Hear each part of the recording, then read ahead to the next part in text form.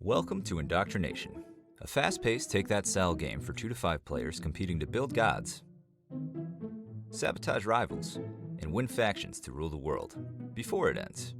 The goal of Indoctrination is to win as many factions as possible with the highest combined resistance levels before the 4 horsemen arrive, ushering in the end of the world. Indoctrination is a simple, streamlined gameplay experience that allows even those totally unfamiliar with tabletop gaming to understand and play in less than 5 minutes. Indoctrination has 2 decks, the action deck and the faction deck. To begin the game, shuffle the 2 decks and place them in the center of the table, leaving space next to each for their discards. Each player may choose a god from one of the 5 available player boards.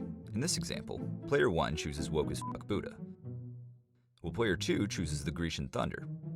Each god also has a unique set of factions to collect for bonus points at the end of the game. Once chosen, players then place their gods in front of them. Next, each player draws 5 cards from the top of the action deck. These will make up their hand at the start of play. They may look at their hands, and if any torso or limb cards have been drawn, they may be immediately placed on the corresponding sections of their god. Finally, 4 factions should be drawn from the faction deck and placed face up on the table like so. Setup is now complete, and the gameplay area should look something like this. Each player's turn starts by drawing 2 cards from the action deck into their hand.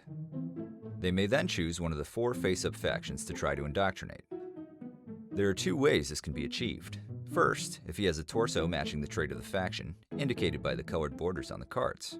Second, if he has a higher total influence level, denoted by the combined value of the numbers on his limb cards, than the faction's resistance level, denoted by the number in the faction's lower right-hand corner.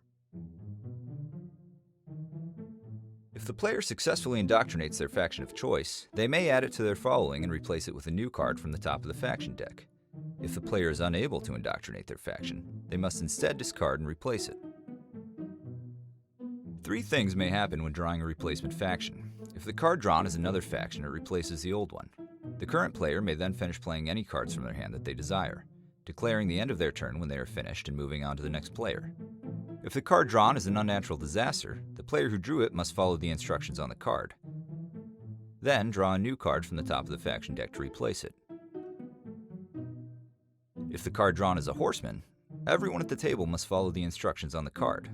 The horseman then remains on the table, permanently removing one of the 4 available face-up cards.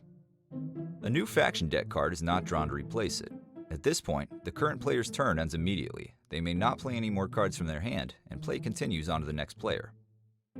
During their turn, the player may make as many plays as they want, using any cards from their hand or powers associated with their limbs or torso.